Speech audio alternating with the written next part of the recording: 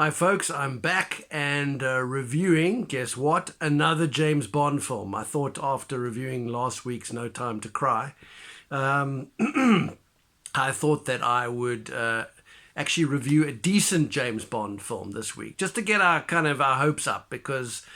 Yeah, No Time to Die was pretty much of a travesty. The deconstruction of James Bond, not that he needed to be deconstructed. But so I thought I will actually review one of my favorite Bond films and do a series on what a decent James Bond film should be. And this one I've chosen From Russia with Love. Now, From Russia with Love, made in 1963, was the second James Bond film in the series and directed by Terence Young, who helmed Dr. No, the first Bond film. Now, this film is an example of how to create tension through story.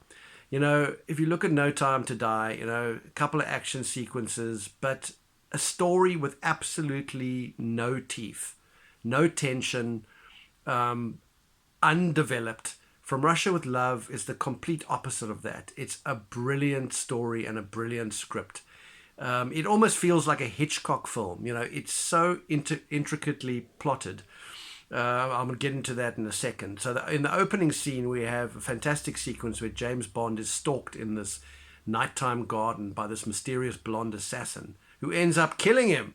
So we think. And then the guy reaches down and peels off Bond's face. This is pre-Mission Impossible. And we discover it's somebody else. But we know that Bond is in real trouble because obviously people are wanting to kill him. And this guy looks pretty dangerous. Anyway, we go into the title scene, the title's song, and it's sung by Matt Monro, and the music was done by John Barry. Now, John Barry went on to do many Bond scores, and he was one of the great success stories of James Bond. He really elevated it to an incredible level because John Barry went on to win an Oscar for Out of Africa, an incredible composer. And his Bond theme songs and theme tunes and scores are lush and beautiful, and the orchestration is amazing. And in fact, they used some of those pieces in later Bond films. Thunderball, even Goldfinger had themes that were originated in Dr. No and From Russia with Love. So anyway, we have the title song, and I love the title sequence. The later Bond films have these title sequences are cold and, this kind of hard graphics, but this was like so simple but so beautiful. Just the titles projected on a belly dancer's body and also on moving curtains. It's so simple, but just really elegant. So we go into the main part of the story, and this is a chess tournament happening in Venice. And we see one of the villains, a very slimy looking character called Kronstein. And after the game, he goes onto a yacht where, of course, we meet Ernest Stavro Blofeld. He's not very happy that his operative Dr. No was killed and obviously wants revenge. And he's explaining to Rosa Klebb about Siamese fighting fish. Now, this is a wonderful analogy of what they plan to do to Bond. It's basically two Siamese fish fighting. The third one stays back, waits till the survivor is too tired to defend itself, and then strikes. And this is what Spectre planned to do with James Bond. So the plan it's been masterminded by Kronstein, is to lure the British into stealing a Lecter from the Russians. A Lecter is a decoding machine. They've always wanted one. Of course, the British suspect a trap, but, they've always been up to taking a trap by the horns. And, of course, they can't pass up the opportunity to get a Lecter. And so Spectre's brilliant plan is to play the Russians and the British against each other. And they're doing Spectre's dirty work for them because Spectre obviously wants the machine. So they get a hold of a Russian operative through Rosa Klebb, and they convince her that she's doing it for Mother Russia. She doesn't realize she's doing it for Spectre. She's been told by Klebb that she just has to feed information to an enemy agent. So both the Russians and the British are being used, and of course the coup de grace is Spectre comes in once the Bond has stolen the Lecter. They take the Lecter and kill Bond, so they get revenge for Dr. No. So it's an ingenious plan, and Kronstein, the way he outlines it, basically says he's anticipated every counter move. So there's no ways Bond can get out of this. So he's in real trouble. And then we're introduced to, of course, Rosa Klebb, Kronstein, and Red Grant in the next scene, who is the blonde assassin we saw at the beginning. And this guy, I mean, what an incredible performance by Robert Shaw. Well, in fact, all three actors, Lotte Lenya as Rosa Klebb and Wladek Szabal, a Polish actor, as Kronstein. This trio of incredible villains, really absolutely brilliant. And they pose a huge threat to James Bond in this film. So Bond then gets called to Istanbul on this mission, and obviously meets the girl, and they're kind of obviously using each other. But the whole time, Spectre, through Rosa Klebb and more obviously Red Grant, who's this mysterious presence throughout the film, are tailing Bond the whole time without him knowing it, to make sure that nothing happens to him, because the Russians obviously want to kill him as well. So Red Grant is almost like Bond's guardian angel. And we see this at the gypsy camp when Kerim Bey, who's the station commander in Istanbul, his life is threatened. So they go to hide out at a gypsy camp and is attacked by the Russians through Krylenko, who's one of their killers, and his men. It's a wonderful sequence at the gypsy camp. And Red Grant is watching this whole thing and actually kills one of the men who's trying to kill James Bond. So it's very intriguing. So eventually, to cut a long story short, they manage to steal the Lecter and they get on board the Orient Express, and they think, well, it's home free. Only problem is Red Grant is on the train. And it's not a spoiler alert. I'm sure most of you have seen the movie, that Kerim Bey, who's wonderfully played by Pedro Menderes Jr., who forms a real bond with Sean Connery's Bond, is killed by Red Grant. But of course, Bond thinks it's the Russians.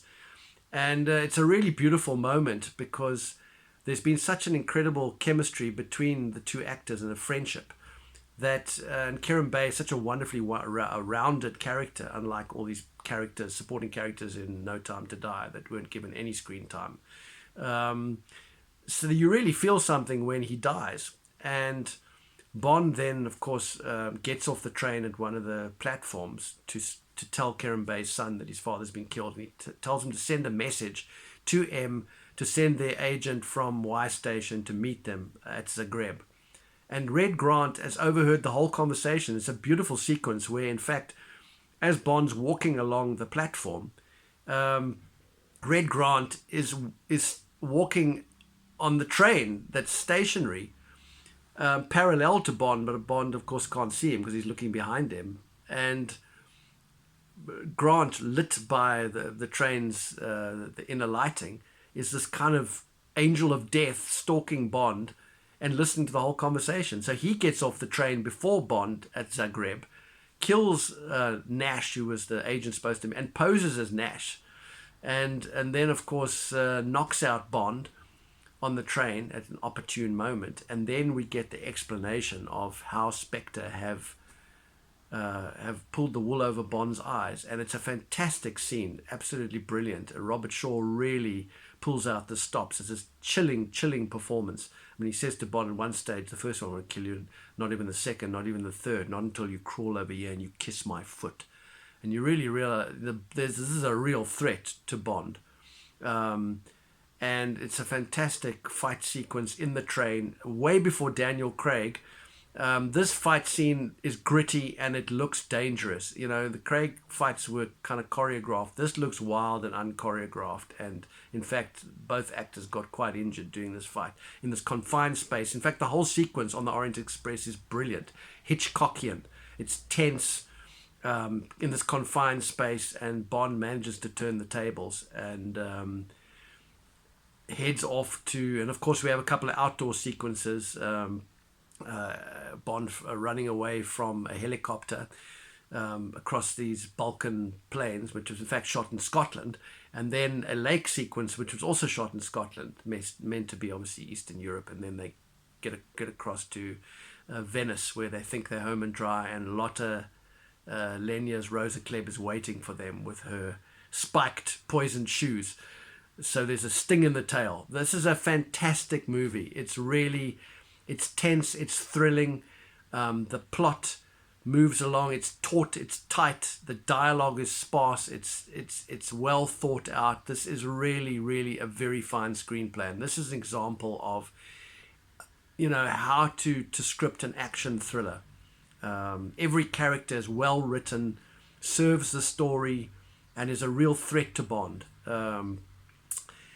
So I can really recommend this movie. It is a fantastic James Bond film. Ted Moore, who did the photography, he actually won an Oscar for, I think it was A Man for All Seasons. He's actually a South African. I never knew this. But he shot 7 James Bond films, and he helms it absolutely brilliantly in terms of the cinematography.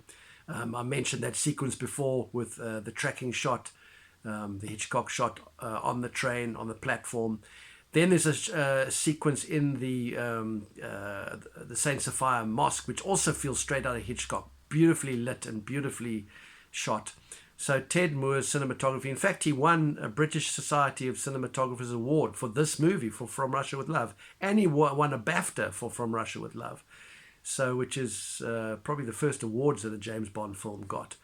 I mentioned the screenplay, John Barry's wonderful score. It's fantastically directed by Terence Young, who went on to direct, I think, 3 James Bond films, Dr. No, From Russia with Love, and Thunderball.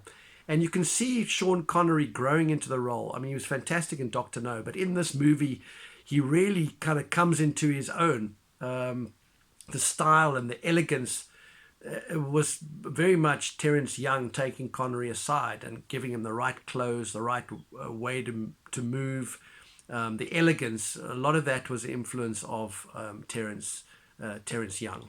So I can really highly recommend this. This is a fantastic James Bond film, one of my favorites. And next week I will be reviewing Goldfinger, which I think is where the Bond formula really kind of became entrenched. So if you haven't seen this movie, go and see it. This is what James Bond should be.